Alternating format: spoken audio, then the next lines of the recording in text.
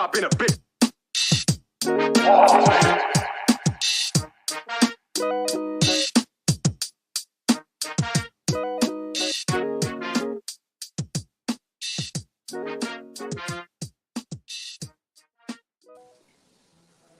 All right, there we go.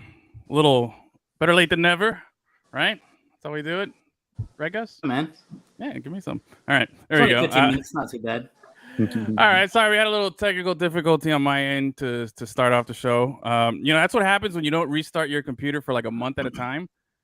Like I hadn't done it. I hadn't done it in a long time. I did it earlier today, and then everything like said, "Oh, re-log in, redo this, redo that," and I did all that stuff. And then, of course, right before the show, I was like, "Okay, yeah, let me hop on and do all my."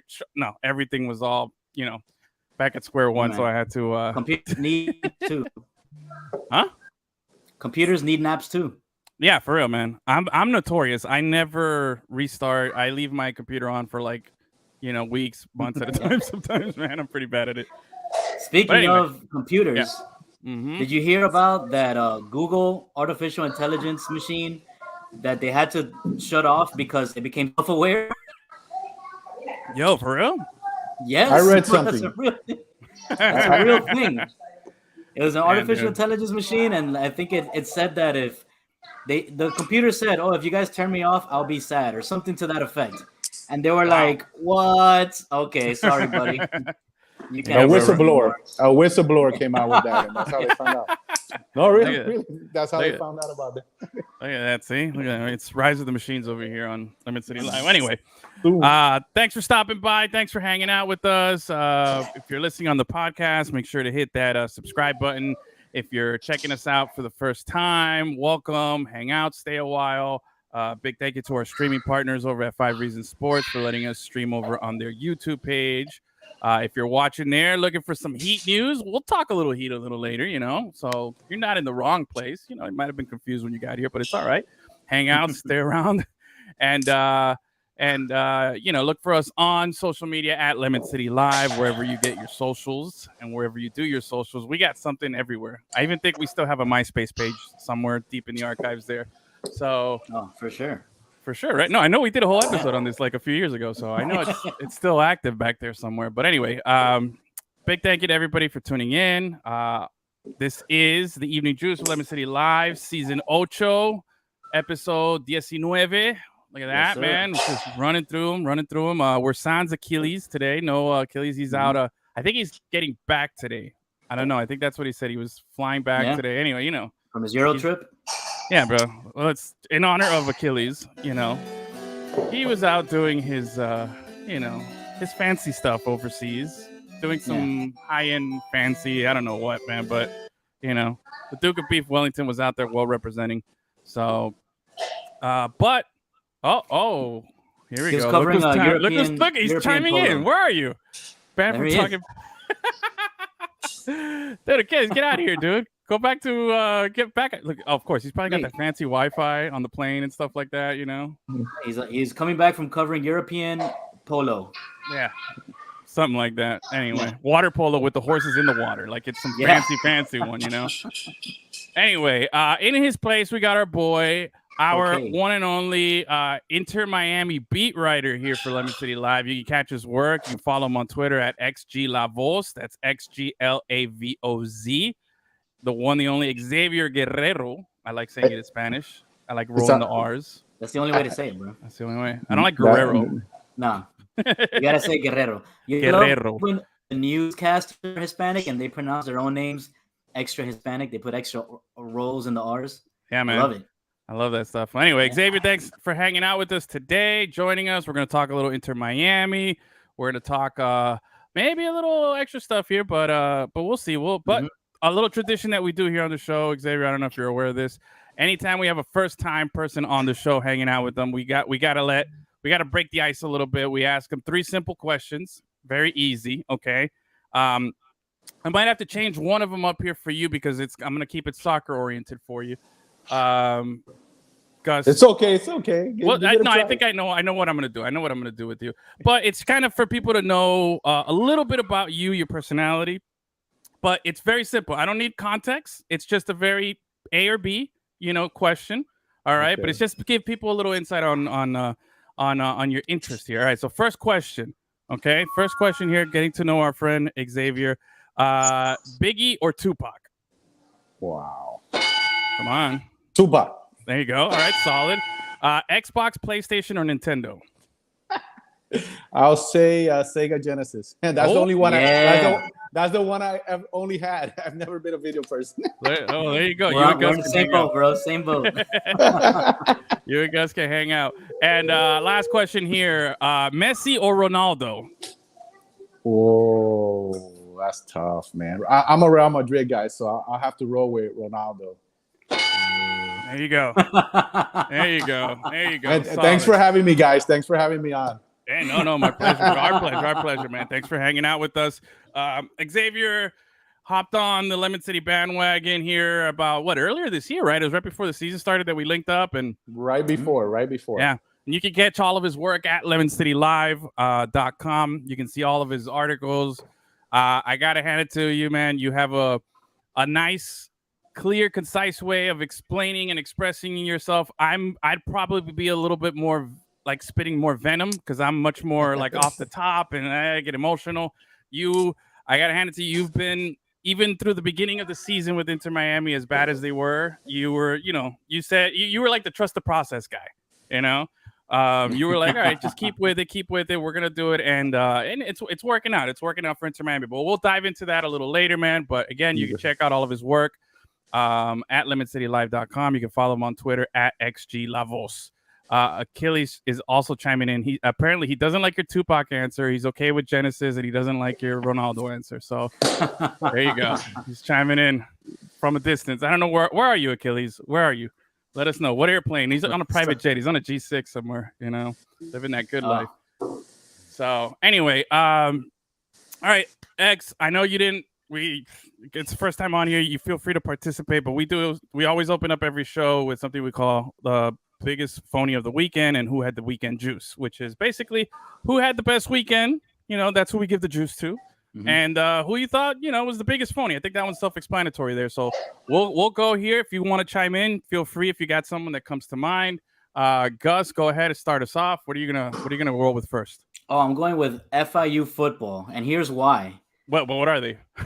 Oh, my bad. They've got the juice, baby. They got the juice. All right. Yeah, hey, first time in a long time that FIU football has the juice, and it's because FIU football will be represented on both sides of the 2022 USFL championship game, with Maurice Alexander playing for the Stars and Alex Magoo playing for the Stallions. There you go. Nice, dude. Old school FIU football there.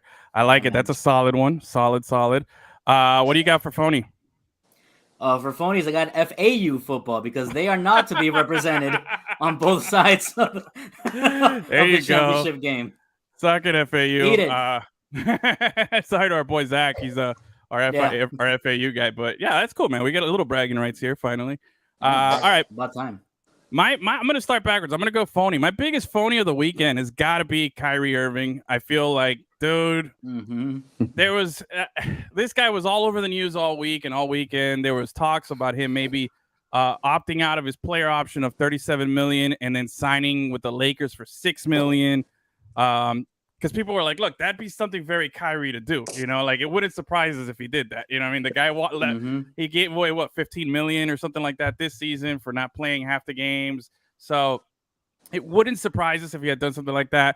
But then again, after all the hoopla and all the back and forth of what's going to happen, he ends up opting into his player option, and strictly because nobody was willing to offer him any type of deal. That's why I'm giving you the phony there.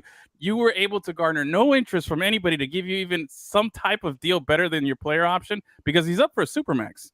He's up for a max extension here, and now it's like, if the Nets wanted to do that, the Nets are like, well, who are we competing with? Ourselves? No, we'll give you want to opt into your 1-year player? All right, we'll give you that, and then we'll figure it out. So I got to hand it to him for failing miserably on that whole, run. But who's got the juice, and I think Xavier here can agree with me, it's the one, the only Indiana Jones, baby. Indiana Vassilev, dude, doing something that had never been done in MLS history. Coming in in the 80th minute as a substitute, and then going on to score the game-tying goal and the game-winning goal, in regulation, which was phenomenal. So if you watch the game this weekend, great time. X was there. He'll tell us all about it. So to me, that was an easier one, man. You got to give a little local juice here to Indiana Vasilev. Hard-ass name, too, bro. That's a cool name, but he's American, right? He's man, bro. Gotta get him on the squad now, man. You know what I'm saying? But anyway, those are my two right there. Xavier, I got to chime in? The phony, I'm gonna go with Russell Westbrook. Or like they call them Russell Westbrook. I wouldn't call a player anything like that. I don't like that. But that's 47 million. 47 million. He's gonna opt in, and like he's really bad. He looked like a potential superstar when he first started, and it's just been downhill, and it just keeps getting worse. That's your phony, because I think you're doing. I think he's well. a phony. I think he's a phony for the amount of money he's getting paid, and he's just like Kyrie. Nobody wants him. Yeah. For the amount of money he's getting paid, his production's not close with what it should be. And I think I can beat him. I can beat him on a 3-point contest, I think. Yeah. And I play soccer. I'd probably give the Lakers the phony there. I'd say Westbrook is doing all right with 47 mil. But I give the Lakers their phony one on that one. That's a solid one. All right. Contract. And then there you go. I was gonna go with Indy, but since I'm thinking on the fly, I'm gonna go with Coach Phil Neville. Oh, okay. I'm gonna go with the coach. Why? Because at the beginning, everybody wanted him out, fire him, kick him out. And the guy's been able to steer the ship. But like in my last article, what impresses me the most is how he's been able to evolve this season.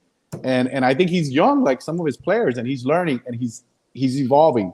He seemed like he was really hard-headed, but he's made some changes. Like in the last game, he put in the 3 guys looking for the win. He never gave up. He put Indy at the 83rd, and it came through. So I think he's doing well, and that's my juice. He brought the juice. There you go. That's what's up, man. Yeah, ever since they won their first match, they have a great record, bro. Since April, since they won their first match. Yeah, obviously, you got to take into account, the whole season, so it doesn't look that great. But since then, man, it's been amazing, an amazing turnaround for that team. Yeah, sure has. Right, so let's stick with it. Let's stick with let's do a little MLS talk. All right. So we got the MLS All-Star game coming up, I think in August, I believe, up in Minnesota. Season, we're about how many games into the season now? They've played their 16th game. 16th game, okay, and we got the regular season is what? 34. Okay, so we're right around the midway point. I think this is a fair time to give an assessment of what's happening. Kind of by now, you see, are we in? Are we out? What can we do? To improve. And like Xavier said, I was one of those.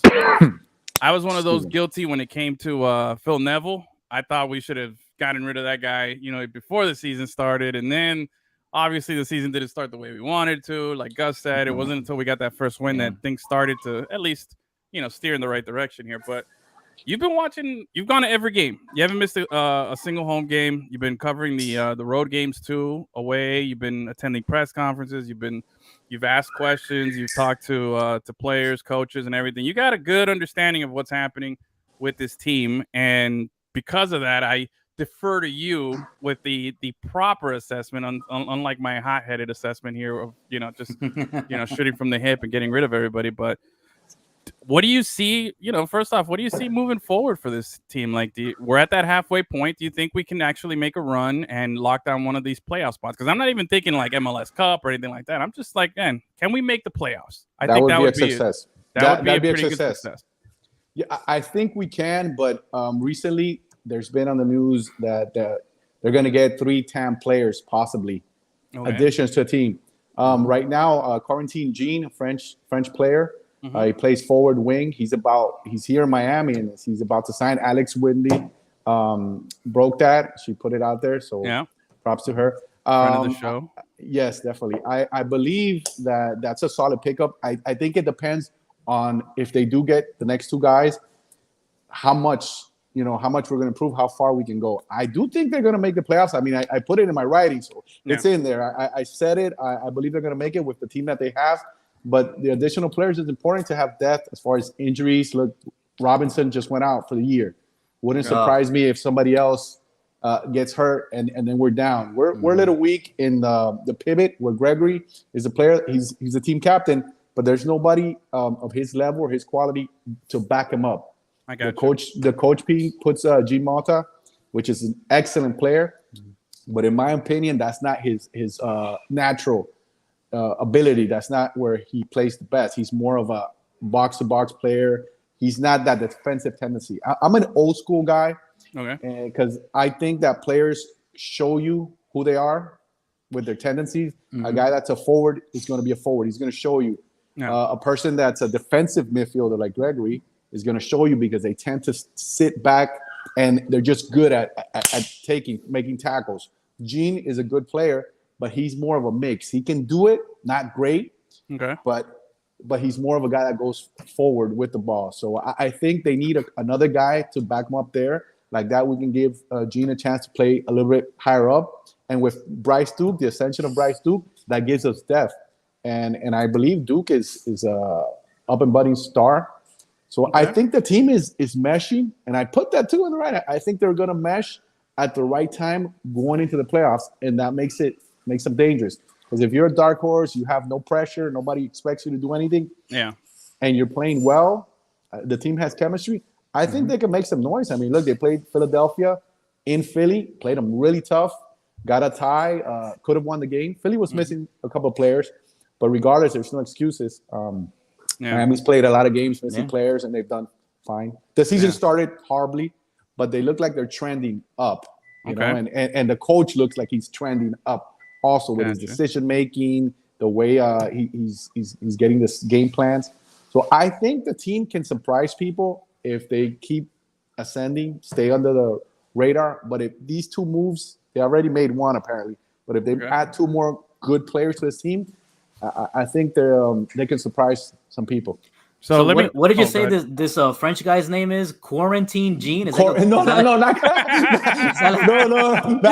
I don't want a quarantine guy. We need somebody post-COVID here, bro. Quarantine. I hope on an island. He's on an island. Hopefully he's on an island up top and scoring goals too. You need. He plays forward and winger. Alex put on her Twitter. She put out a thread and showed some highlights and things like that. It could be a player that if he comes in here, maybe he surprises, under the radar. Look at Campana.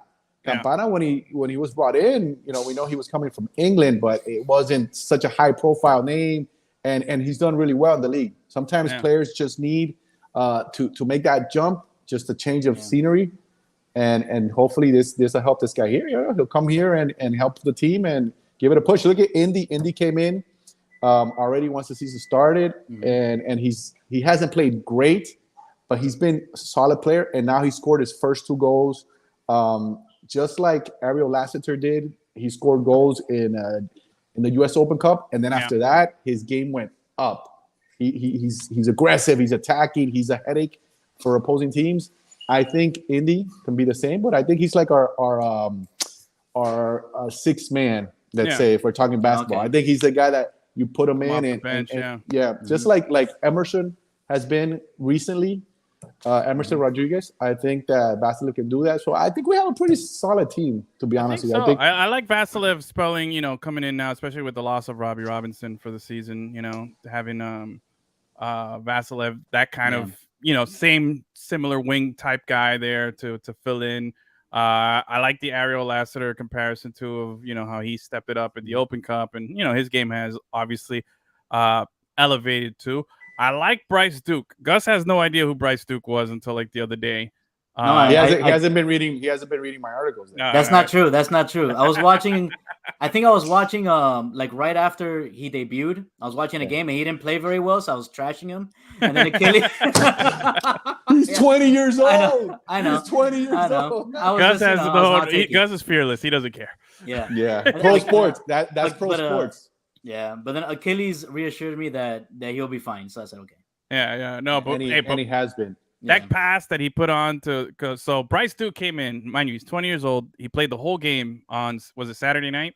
And I know that because I read the articles. Okay, I know that Xavier has been talking about the midfield of Mota, Gregory, and Duke. That those 3 guys right there. The law firm. that law firm right there. Sounds good.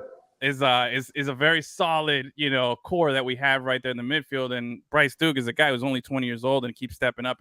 And he set up, if you look at the first goal that we scored with Vasilev, in the 80 whatever minute, right after he came on, like the pass that Duke put in there, dude, that was like some sweet stuff, bro. Like he just put it on a dime, slid it in between the back of the defense there, right in for Vasilev just to blast it by him. I mean, it was a really, really, really, really nice goal. Like, even if the game had ended like that at 1-1, that was like still like, yo, that was a sick-ass play, Can I tell you something else, too, which is incredible?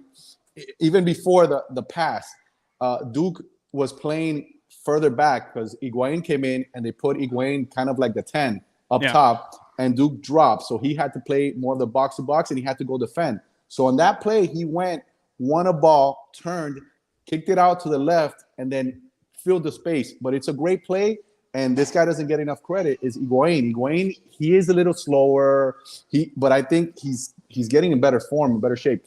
In that particular play, Higuain turns, he saw Duke, and he took off to the corner to open the space. The center back had to decide whether to stay or to go. And he went with Higuain, took a couple of steps. That move opened the space for that pass. But even before that, Vasilev, the moment he saw Higuain take off, Vasilev, I don't know if they made eye contact or what, or they're in sync, but Vasilev made that beautiful run right behind the guys.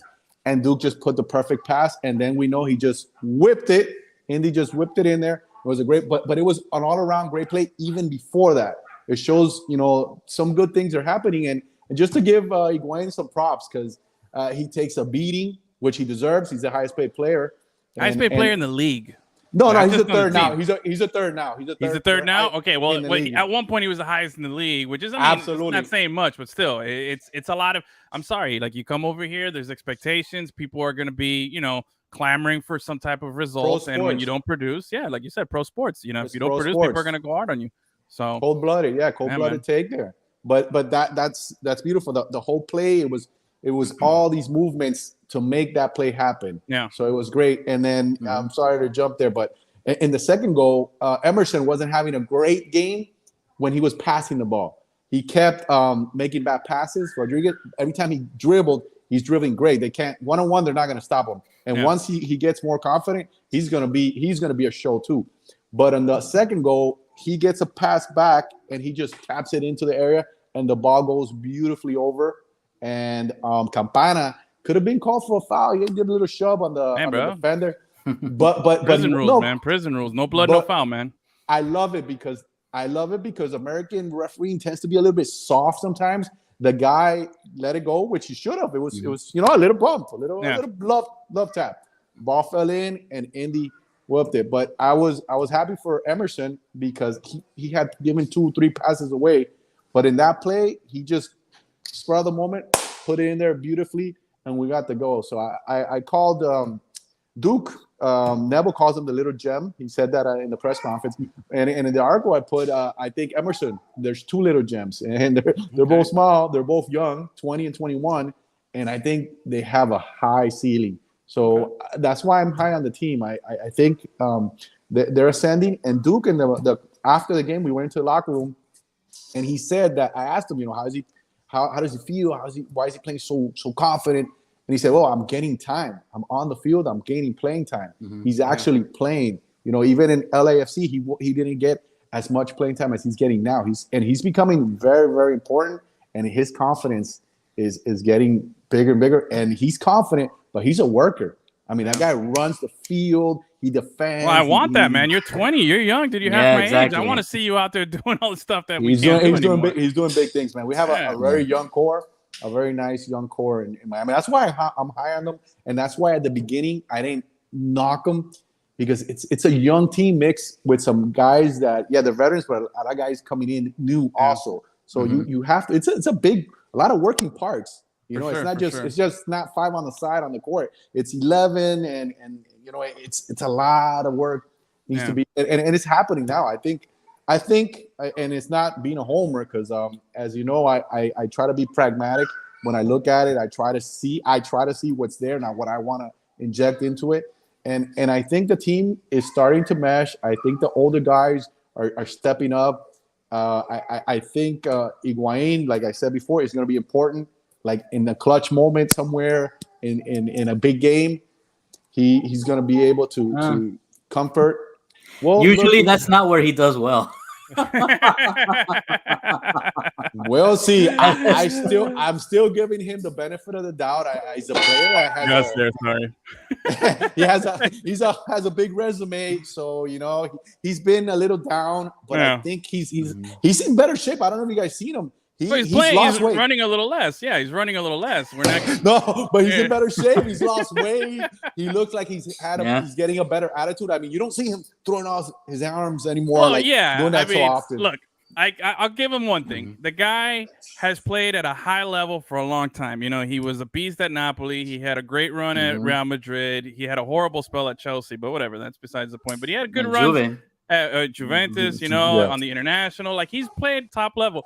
And it's hard, man. It's hard. Not everybody can come to a place where they see the quality of the game is not the same. And then you're frustrated because, like what X was saying, there's 11 guys on the pitch, man. You can't go 1v11 here. So you're only as good as the sum of your parts here. And he's looking at it like, man, my parts right now aren't the level that I'm used to.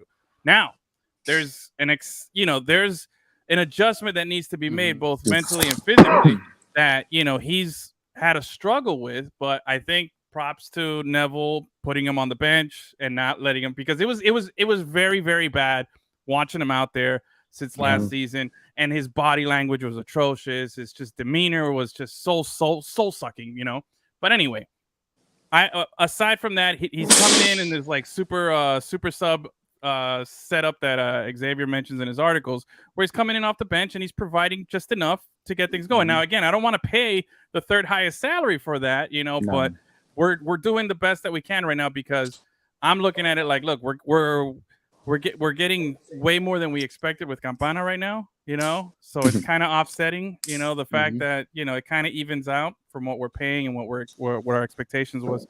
But I want to go back to something you said earlier. Now, you said that there's two other potential TAM, for those that don't know, is temporary allocation money, right?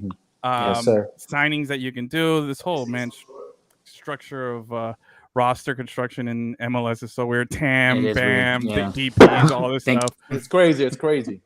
And but anyway, there's a couple of other TAMs. Now I've been keeping pulse with what's going on in the rest of MLS, and man, there's other teams are making moves. We're focused here. We got our blinders on. We're looking at Inter Miami, but most recently, a team that a lot of people were hoping that we would aspire to be like in Atlanta United. Right, a team that was, picking up these young guys. I know Achilles is a big fan of the Atlanta United system and team building system. How they get these guys that are just young, the Almirons, the Joseph Martinez, but they've also been able to fill in with a lot of other spots. They just signed a Mexican League goalie and a couple of Liga MX guys that were pretty good on these temporary free agent TAM signings and stuff like that. They still have a roster spot.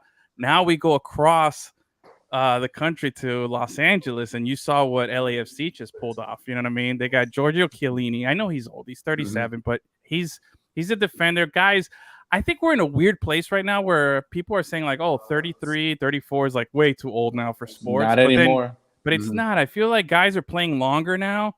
The good ones. The ones that are that age and are playing are still good. You know what I mean?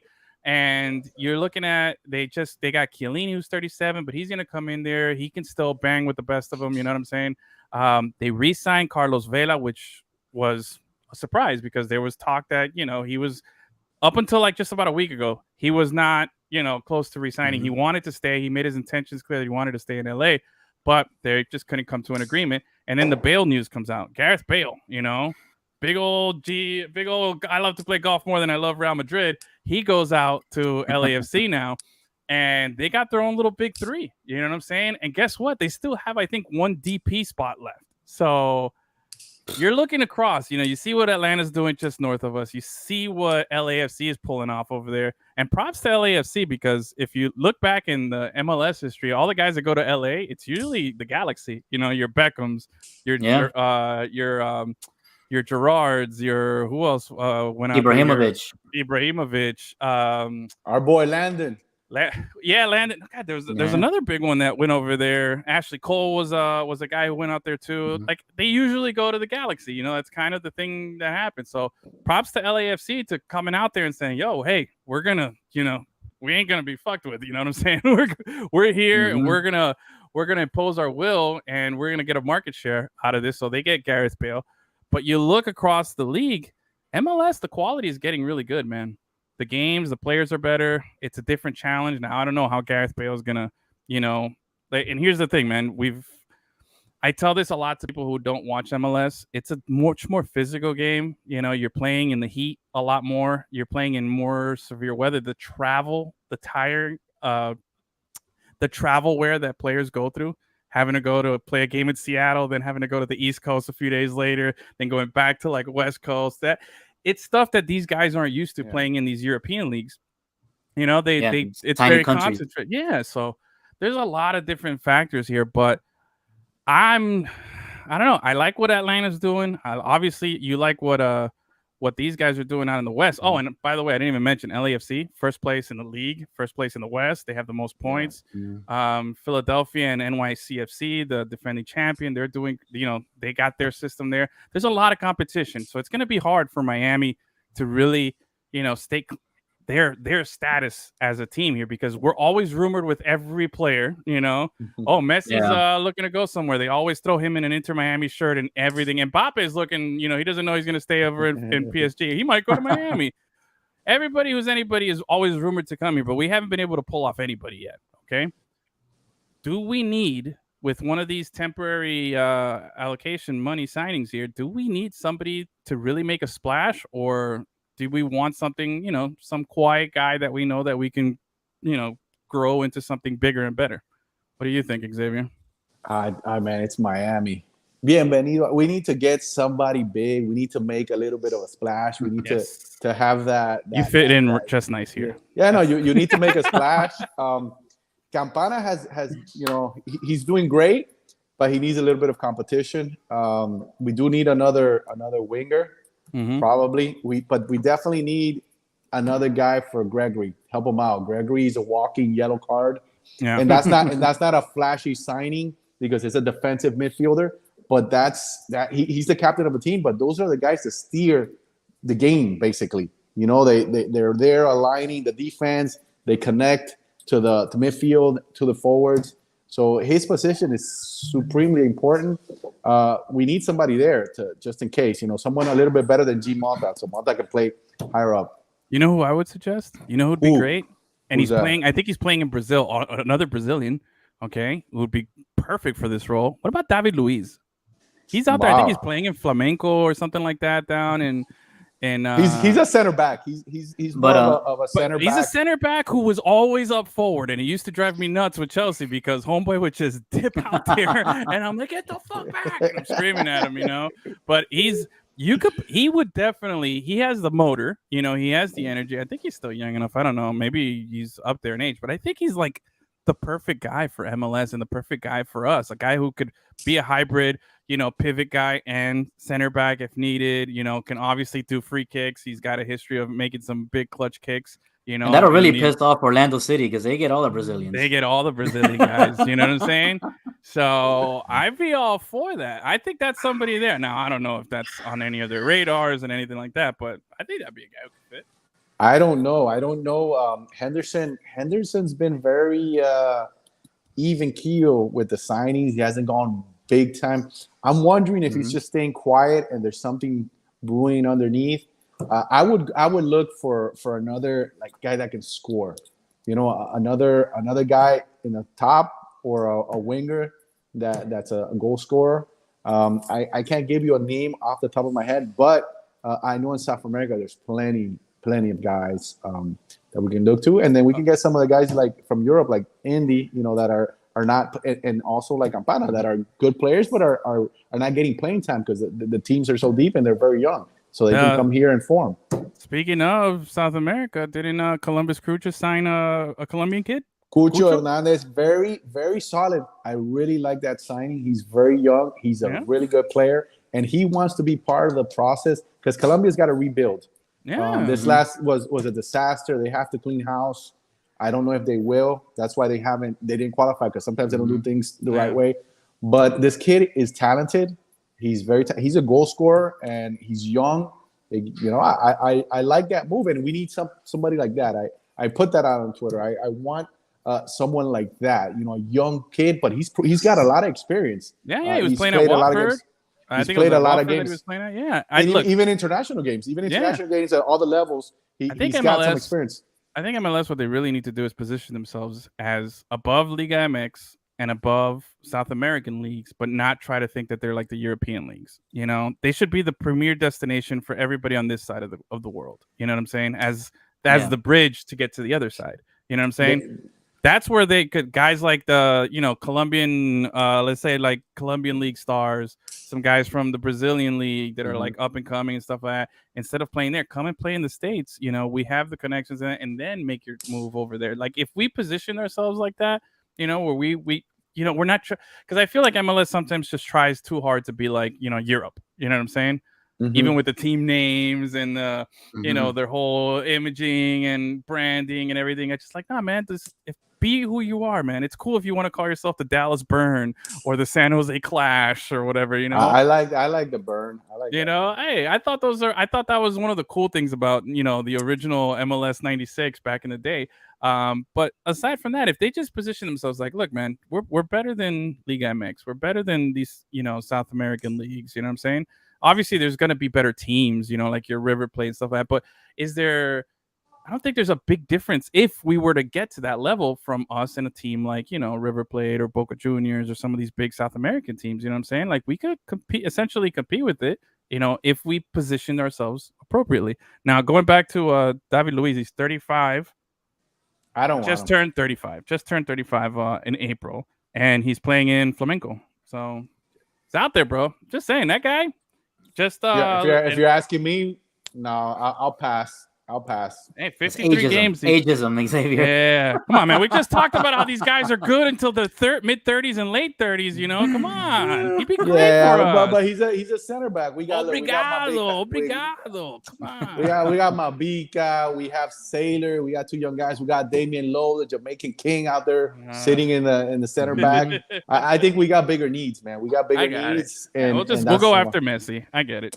What about the Falcao rumors? I mean, are you pro or against Falcao? Is he just big name, or does he still have something to play? I think he can still score here, but he's just like a stopgap. He might be a year, 2 years the most. I don't think so. He's often injured. I mean, I love the guy. He's a Colombian legend. I cheer for him, but I wouldn't pick him either. And what you were talking about. You're not giving me anything I like here, Xavier. You don't want any of the guys that I'm talking about. You obviously have a Chelsea bias that you don't like. I don't appreciate. No, I like Polish League's my guy. I think I agree with what you're saying with the MLS, but they need to position themselves. They have so much to choose from. South America, and then you guys are forgetting Central America and the Caribbean. There's a lot of good Caribbean players. There's a lot of good Haitian players that for some reason I don't understand why there's not more. There's a lot. We have Jamaican players, of course. Trinidad and Tobago. We've had all these players here, but I think there's more. There's an opportunity for more. Why? Because this is a business at the end of the day, and you can get a good player at a reasonable price. Player develops, they sell them. That's to me. That's what MLS has been doing, and now they're keeping players. But early on, they get players, develop them, and pass them on to Europe. But I think MLS is missing the boat. South America, Central America, Mexico, Guatemala, El Salvador. The teams that are winning are doing it right. Like I said, you look at who's the defending MLS Cup champion, New York City FC. Who's their best player? Tati Castellanos. That guy's good pickup. Legit. Great pickup. They got him from Argentina. He's gone in there, and he's been rumored to go for like 30-something million to one of these European clubs now. So that's what we need. That's what we need. That's what we need. And I think, and they're playing in a baseball stadium up there in New York City, which is offensive to the sport. You know what I'm saying? The fact that they have so much money that they could play in a baseball stadium while the rest of us have to, move heaven and earth over here to build a stadium somewhere. It's just crazy. Bro. Why is that allowed? Why is that even allowed? Because they got all that it's city NYC. money. It's NYC, but at least look, they have a little banner You know, from the championship, everybody makes fun of that. When Miami wins there first, we'll have a bigger banner. Yeah, with Café Bustelo on it. That's what's up, bro. We need some more of that. All right, I'm gonna think of a name to give you before I'm off. I'm gonna think of a name of somebody that I've seen because I've seen a couple good guys. All right. You know what, Xavier? You're 100% right about teams needing to look in other places like the Caribbean, Central America, and that stuff. So much talent, so much talent there. At one point, I think last season, there was a player on Barcelona and on Real Madrid from the Dominican Republic. Yeah, they're and you see how well they're doing in the U20s. There's a lot of talent. There's a lot of talent there. I saw a game years ago at Hard Rock. It was Spain versus Haiti. It was a friendly match, and I was impressed with Haiti. I was impressed with three guys. I can't remember the names now. This was like 10 years ago. I think I don't remember. No. But I saw three guys that I said, man, these guys are playing at a high level, and I've never heard of them. You know, they were impressive to me against the Spaniard team when they were very, very good. So I think I'm not saying there's vast amounts of players, but there's gems all over the place. And I think it's good business to have an eye down here and look for those players, especially in this community. Yeah, I mean, I used to be a big fan of the Copa Latina years ago. When Haiti was in the finals, that was super packed. I mean, you couldn't sit anywhere. It's a community that really follows their soccer and it really loves it. Jamaica, I mean, there's a lot of talent. And in South America, we always think about Brazil, Colombia, you know, Argentina, obviously. But I mean, Chile is very good, but there's talent everywhere down there. There's talent everywhere. Anywhere you want to look. Bolivia, you remember El Diablo Echeverri. I mean, there's so much talent right here, and I think at a good price. So I think MLS is missing the boat as far as I don't know if it's the scouting. I don't know what it is. I think they're missing the boat, but I think it's very selective. I think the majority of the teams are because they're scrambling, because that goes to another problem, which is there's too many teams. I'm sorry, there's just way too many teams, and there's still more teams to come. You know, MLS is humongous. You know what I mean? There's way too much. There's no penalty all the more for reason not to winning. spread out the scouting in all the different countries, bro. No relegation. There's no there's no relegation. There's nothing there, so there's no incentive to not do bad. You know what I mean? So these teams are just some of these teams are just unfortunately they're just bank accounts for billionaire owners. You know, they're just a way to just have some money. They're little investments and stuff, but they're not putting in the effort to really build something or take the game and their team and their brand to another level. Unfortunately, no thirst for glory. Exactly. So anyway, all right. I want to put a little pause on the soccer talk here. That was some good, authentic soccer talk there. We haven't had that in a while. You know, I like this. Xavier, you got to come back on more. We need more of this. Anytime, dude. Anytime. Awesome. And if you don't mind, I'll stick around for I'll just listen to your basketball. Oh no, yeah. I was gonna ask you if you got time here. Well, I wanted to go on a little NBA talk here. All right. So we talked about this Kyrie situation, opting for $37 million. I know you brought up Westbrook being a phony in the Lakers here, but you know what I found out? Westbrook played with LeBron and Anthony Davis. You know how many games in total they played, the three of them together last season? 21 games. 21 games. I mean, I feel out of 82, I'm obviously a Westbrook apologist most of the time. This past season was just bad, but everybody sucked so bad on that team. You know what I mean? They were the biggest phonies, biggest disappointment. But with that being said, though, I was shocked to find out it was only 21 games that they played, and I feel like the guy who's been the biggest funnel for all the criticism was the guy who played the most games. Westbrook, because he was the only one that didn't get injured. LeBron missed a bunch of time. Anthony Davis was out most of the season. We focused a lot of our anger on the one guy who had the one ability that you want the most in any player in sports. It's availability. The guy who was there sticking up and playing and taking all the heat. He was just playing with a bunch of scrubs most of the time, and he wasn't a good team, and it didn't fit in. I don't think LA is the place for him. Now, with that being said, maybe next season Anthony Davis plays 80 games, LeBron plays 80 games, and Westbrook plays 80 games, and they're a top 3 seed in the West. Who knows? That can very easily happen. But I was just surprised about that number there. But I did want to talk about was, this Nets situation a couple of days ago, right? The Nets were on the verge of a complete and total rebuild. There was talks going around that they were either going to keep Kyrie and KD or they were both going to be gone. That there was no in between. That there was no we're keeping one and not the other. That it's all or nothing. And the way it was looking was like, well, Kyrie's out there. He's looking for a sign and trade. He wants to sign a big deal and do this because the teams that can't afford him are not the teams that he wants to go to. He put out the list of the teams that he wanted to play for, of course, which I thought was fascinating. Did you see the list of the teams that he put out? Did any of you guys catch the list? Oh, bro, it was I know Miami was on there. Yeah. Miami was on there. The Lakers were on there. But did you see what team was on there as well that really just left me scratching my head? The Philadelphia 76ers. Oh. What, are they going to trade him for James Harden, bring him back and swap him back? Like, come on, dude. Are you kidding me? Like, what the hell is going on? Like, it makes no sense. It makes no sense, this whole basketball situation. Like, NBA world is upside down. Bro, it's trash right now. But there was talks about him coming to the Heat maybe, if we would be interested in something like that.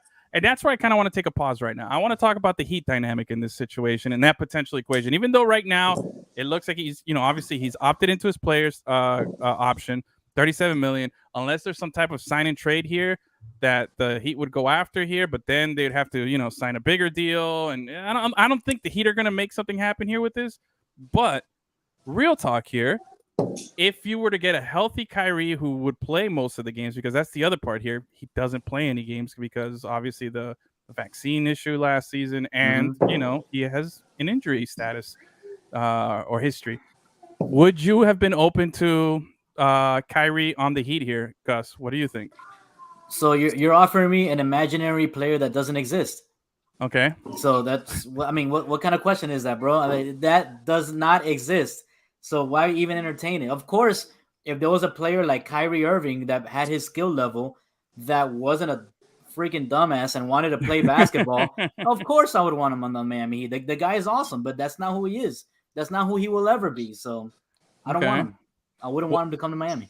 What if you had Kyrie playing on the Heat, right? But I could guarantee you healthy. I could guarantee you he's going to play a full 82. But I can't guarantee you the mental status of him, where he's going to be out doing the saging the court before the game or saying some weird stuff about flat earth or whatever post game. Like, I can't guarantee you that, but I can guarantee you he's going to give you 80 games at least this season. Would you take that, Gus? I mean, I honestly don't mind him being weird, Yeah. I don't mind that. It's when the weirdness starts affecting the locker room or actually, games being played. Yeah. Him actually playing in games, that's when it affects the team. You know what I mean? So if he's going to play all the games and it won't affect how he plays, it won't affect his teammates, the locker room and all that stuff, then sure, be a flat earther. I don't care. By the way, shout out to Sandy Alcantara's distant cousin from the Philippines here. Nice. Nice. Thanks for hanging out with us. Vincelu. Can I tell you something? When you're talking about Kyrie, he was with the Boston Celtics, a very, very solid team, very similar to the Miami Heat as far as the style of play. And they you could venture to say they had a little more talent, obviously. And he didn't do much. He didn't get along. The dynamic didn't work. He's a great talent. He's been a great promise. He did great when they won the championship with Cleveland. After that, I think he's gone down a little bit. But the NBA, the new NBA, you cannot separate the player's talent from the personality, from the mental. Yeah. I mean, we see how much it affects the team. It's only 15 players on the roster, right? I mean, unless it's been expanded, 5 on the court, and one guy missing, a superstar, not there. It makes a big difference. Sorry, I'm not laughing at you. I just got to give a point to Achilles chiming in here. My Starfogger sense is tingling. Everyone must be talking Heat off-season moves. This son of a bitch, he's good. I agree. I think there is a basketball now is a player-run sport. Players are more and more the and by GMs. Design too. By design, because the NBA purposefully, did a good job of making sure that the players were the stars, the forefront of what the league is, not the team player logo. Empowerment is at an all-time high. Yeah, exactly. Player empowerment is at an all-time high, and I agree. I think to put it nicely, Kyrie Irving is like a delicate flower. If you need the right amount of water and sunshine, and you got to talk to it, and you got to say all these things. And unfortunately, we got this thing called heat culture down here, where you got to have a certain body fat percentage that you have to be under. There's a regimen that you have to do. I don't think he would fit in here at all, unfortunately. Nope. Haslam will take him under his wing. He'll show him the ropes. I'd like to think that Haslam would, but even that, give him a knuckle sandwich. Yeah. You know what Kyrie Irving would do? He'll be like, "Oh, Haslam, is that aluminum in your deodorant? Oh, let go of me." Like, no, come on. I'll tell you, I think it's too much. The interesting option that I was like considering here, that I think the Heat would have been more after, was the KD option here. Yeah. If that Nets team had, disbanded and they were, looking to go elsewhere, I think that I have a feeling that he would have been some serious players for KD here, that they would have really gone out. And I'm at a point now where with this roster that we have, the only person that I think is untouchable on the Heat, to me, is just Jimmy Butler right now. Everybody else, to me, is available for the right price, for the right deal. I'm not saying I'm going to trade, James Harden for Tyler Hero anymore. Okay, I'm not saying that. James who? Yeah, exactly. I'd rather have James Brown. There you go. I'd rather keep Tyler Hero in that case. But with that being said, though, any package that you wanted for anything that we had for a guy like KD was on the table for me. You know what I'm saying? Mm-hmm. Now, it's still just been one day since Kyrie opted in. It's still a long time. They can still trade him. Yeah, they can still trade him. They can still sign a trade, because technically he's on an expiring contract. He's a 1 year, $37 million. So he's a valuable commodity for somebody. The problem is that you either trade him and keep him and use him for a 1 year run, or you trade him, sign him, and then give him some prospects. Whatever the case is, there's still some type of trade value here for him. Yeah. So we'll see what the Nets do. And if there's a trade value for him, that means that maybe KD's on the market. So there's a long time before the season starts, until now. Yeah. So we'll see. We'll keep tabs on that. But I thought an interesting move that happened today that a lot of people kind of just brushed under the rug a little bit was, how about the other team in Los Angeles, the other, big twosome turning into maybe a big three now with the Clippers? I don't know if you saw this. The Rockets did a buyout with John Wall. Mm-hmm. Now, John Wall, I looked this up and I did the numbers here. They have, I'm calling it the DNP Big Three. The DNP Big Three here for the Clippers here, because I did the numbers here. Kawhi, since he got to the Clippers, has missed 125 games. And he's played in 133 since he's been on the Clippers. So, 50%. That's Kyrie territory. Exactly. Paul George, right, hasn't played more than 54 games in a season since he joined the Clippers. And I think he only played like 30 last season. All right. Yeah. John Wall has only played 40 games in the last 3 seasons. Okay. Now, that part of the John Wall was because they just didn't want to play him. So they were looking to trade him last season. So that's 80 something games right there. And then there was the injury and the return from the injury. But I think I've ate more pizzas than that. Games that he's playing. I'm telling you, dude. Hey, look, John Wall is still produced when healthy. His last healthy season, when he was at the beginning after he got traded to the Rockets from the Wizards for Westbrook, he was putting up 20 something points per game, like 8 assists, and I forget how many rebounds. He could still produce. He's a guy that can put up numbers. I don't know what his attitude and his dynamic is. He's not on the same level as like trouble as like Kyrie is, is perceived. So I think a guy like John Wall going over there, if healthy, again, then we're going back to the DNP Big Three here. If they're all healthy, I think that's a solid 3 right there for them. You know what I'm saying? Yeah. But if I don't know when Kawhi is ever going to come back, like. That guy's just out there shooting New Balance commercials, which, by the way, his shoes are pretty dope. I got to hand it to him. I like the colors. I like the style of it. I've been impressed. They're not bad. But I don't know. I was really thrown. I was blown away by the number of games those guys have missed, but yet the Clippers are still there. Like, they could be a factor next season, and it could be hard times for some other teams here. What do you think about the Clippers and this new potential Big Three here? Now, he hasn't signed with the Clippers. He's expected to sign with the Clippers. Apparently, other teams are showing interest as well, and they're trying to go after him. Which is different than Kyrie. Kyrie wasn't getting any interest from anybody, but it is something to monitor. Then, what do you think about the Clippers being a factor again next season if this happens? Man, I don't think that's gonna happen, bro. Those guys, they're cursed at this point, man. You can't not play that many games in consecutive seasons and then just come together and mesh that quickly.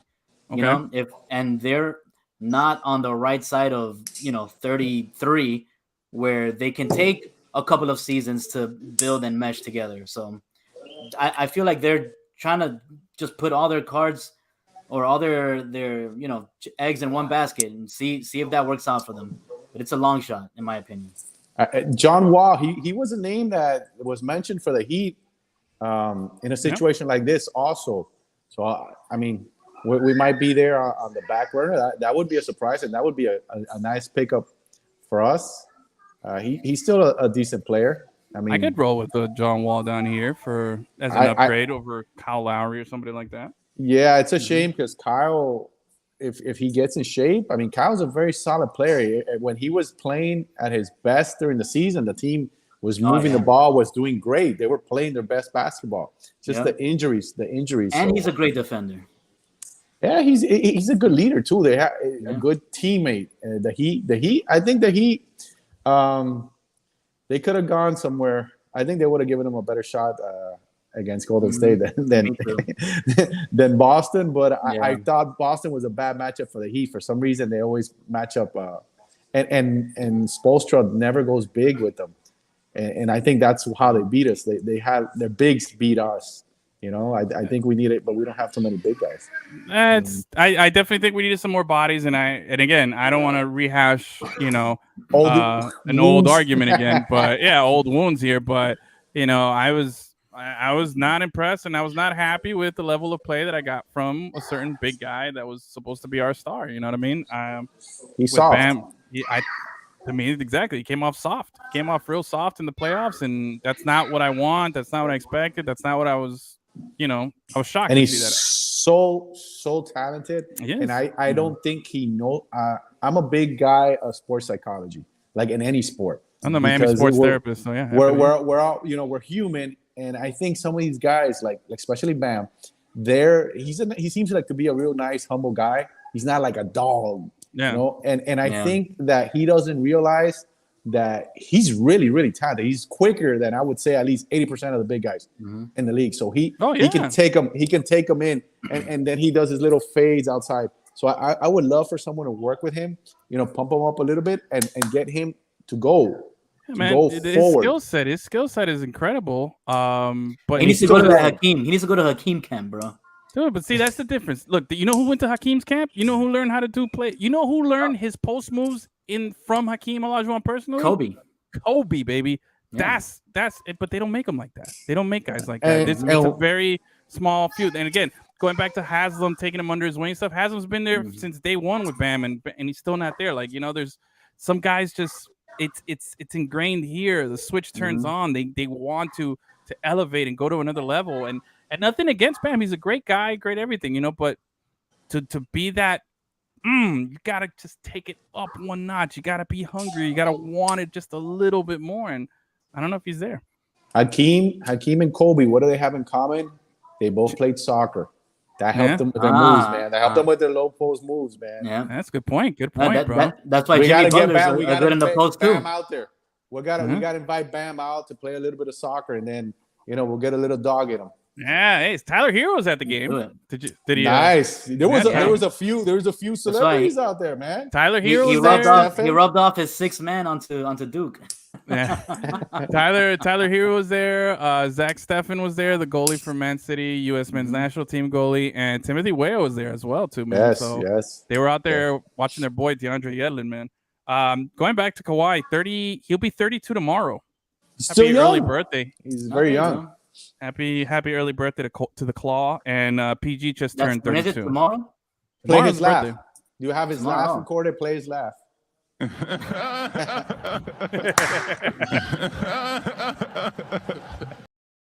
you go. Well, we got Kawhi turning 32 tomorrow. PG. Let me check John Wall. But today, Edwin, on this day. In In 1897. Oh God! Wow! I hate these. England's Blanche Bingley Hilliard wins her 4th Wimbledon title, beating Charlotte Hooper 5-7, 7-5, and 6-2. And you know who else? That's right. Sorry, it was a premature nuggie there. Go ahead. No, that's good. And also, Serena got eliminated today on day 1. Yeah, bro. That was sad. Yeah. It's the first time she's been eliminated. Where is it? This is the first time Serena's been eliminated, in only the 3rd time that she's been eliminated in the first round. Yeah, I mean she's still recovering. She's still again she's the greatest athlete, male or female, just the greatest athlete of her generation. You know what I'm saying? Most accomplished, most everything. For sure. By the way, John Wall fits in perfectly. He's turning 32 in September. I mean, the DMP 32 right here for Big 3 is on point and ready. See something to keep an eye on there, but how about that though? Good stuff. I got another. Give it to me. What do we got? Rafa Nadal. Ooh. He earned his 306th major win, matching Martina Navratilova. Wow. There you go. For the 4th most in any player in history. Look at that. That means that before today he was 305, baby. How old is Rafa? Oh man, I don't know, 30 something. 36. Look at that. Still in great shape. Just turned 36 this month. So that's phenomenal. And again, bro, we're in another age of athletes here, bro. The guys that don't get, there's certain guys. Some guys, fall off that cliff real quick, but in other sports, it's just impressive, bro. Rafa Edwin. Edwin or Xavier, I got a little trivia for you. Who has the most wins in majors all time? In what? In tennis. Tennis majors? Yeah. Not tennis, not major tournament wins, like most. Yeah, just wins in the majors. Yeah. Is it male or female? It's male. Still playing or no? I'm not gonna give you that one. So that means yes. Okay. Okay. Who's the current? I think it's Joker. I think he's played the most. No. Final answer. I'll go with Joker. Okay. Xavier, who you got? The first person that comes to mind. Let's go. Jimmy Connors. Jimmy Connors. Okay. Who's got it? The answer is Roger Federer, bro. Come on. Oh, I knew that. I knew that was my bro. next. That was too easy. That was my next answer. That's why when you ask me if he's currently playing or not, I'm like, I don't know.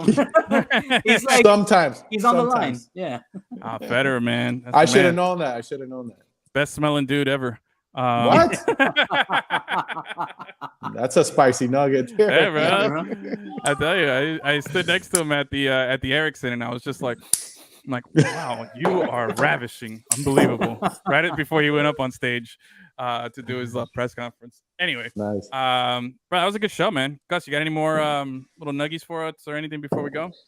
Oh yeah, I got a nice one. Okay, give me. Are you ready? Hit the thing. Hit the thing for me. Hit the thing. Yeah. Where's the thing? Here it is. All right, I'll hit it.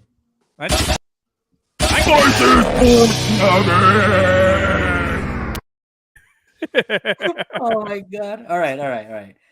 On this day, in 2009. Oh, okay. Mariano Rivera recorded his 500th career save against the Mets. He's just one of 2 pitchers to reach that milestone. And I know the other. In this, okay, go. What is it? In the same Trevor game. Hoffman?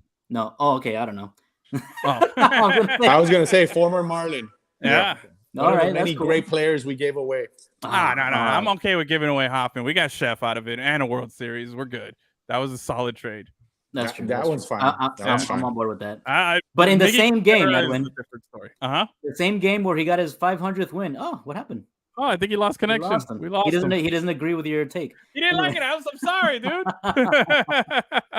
All right. Well, in the same game, in the 9th inning, he was walked with the bases loaded, or he was on third base. I think, I don't know. It was a bases loaded walk that drove in only career RBI. Hold on. I couldn't hear anything you said. You broke up. What? He recorded his only career RBI in the same game. Who? Rivera. Mariano Rivera. Really? He batted? Yeah. Wow. Look at that. Okay, that's a nice little nugget right there. That's a good one. Yeah. I'll give you that. Give you a point for that one, Gus. Thank you. All right, I feel like I Last one.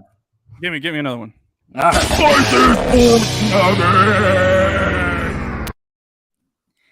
Your boy Shohei Ohtani drove in 8 runs. Yeah. When they in the Tuesday game against the Royals. Wow. A few days ago.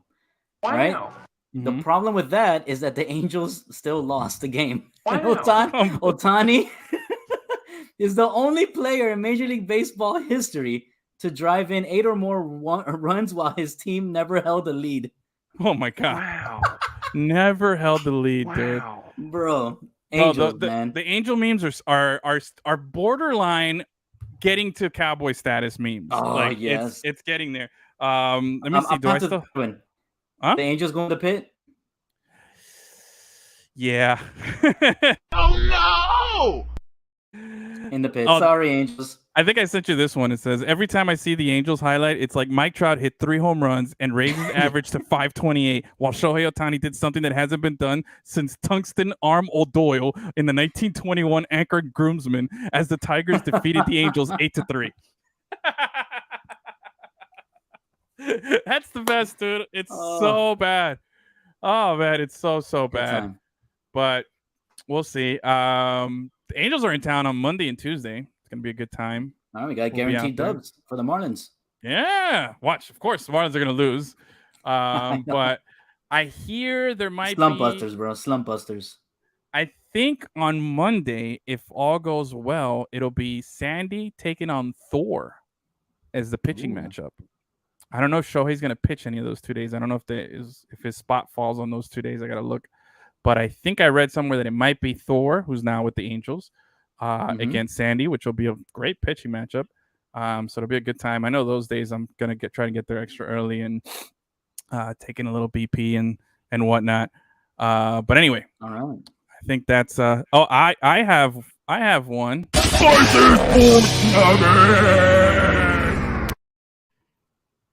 Yeah. How about 24 years ago, Hell in the Cell, baby. Oh, yeah.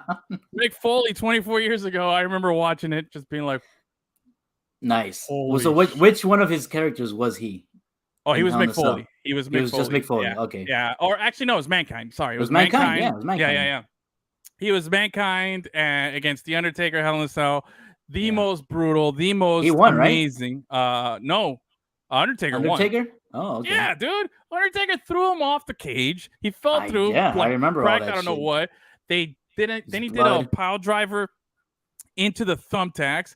Then he created a hole in his bottom of his lip. He lost a tooth and it got stuck in his nose. Oh my God.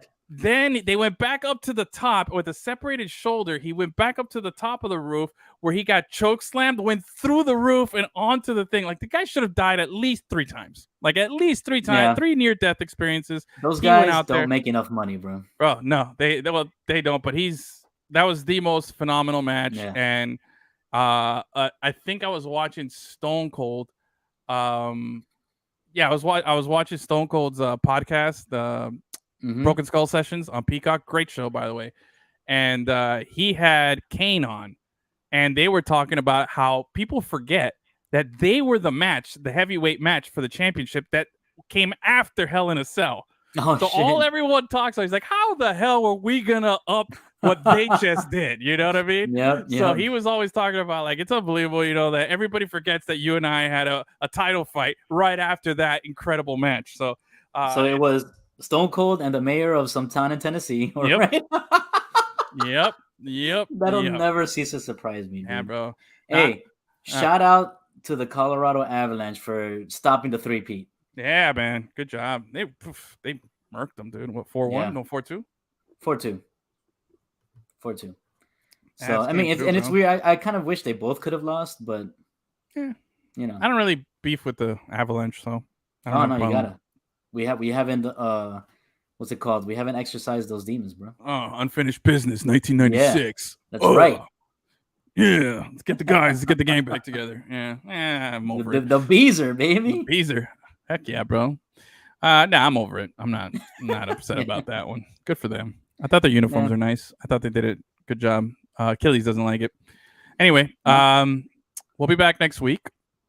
I'll be out, but you guys will be here. You can get Xavier to fill in. Did a great job. Shout out to him. Man. I was hoping he'd hop back on, but I guess his phone ran out of battery. Oh, that's what he said? Yeah. Oh. How do you tell you if his phone's dead? I don't know. I don't know, but he sent us an email. Oh. Oh yeah, I haven't gotten the email there. But shout out to him. You can follow him on Twitter at XGLavos. Check out all of his work. He really does a good job of telling the story of what's happening at these Inter Miami games. He does a really good job. Man. You can check out his work at LemonCityLive.com. There should be a new First Pitch 305 podcast in the works this week, so stay tuned for that, releasing a little later this week. And other than that, man, big thank you to everybody. Big thank you to everybody participating in the chat. If you're still listening on the podcast, make sure to subscribe, hit the like button, share, tell your peoples, and we'll be back. Shout out our homie Inselu from the Philippines, bro. Oh yeah, man, Sandy's cousin. Thank you so much for hanging out with us. And we'll be back, man. Have a great rest of your week, and talk to you soon.